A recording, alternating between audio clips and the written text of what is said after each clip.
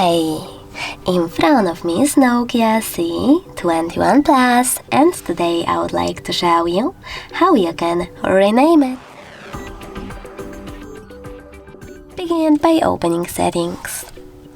In them, scroll all the way down and tap on About Phone.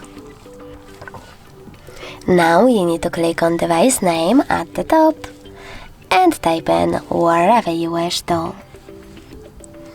I will go with Moon. When you're ready, you can save your changes by tapping on OK and then selecting OK in this pop-up. As you can see, after that, name of my Nokia has changed.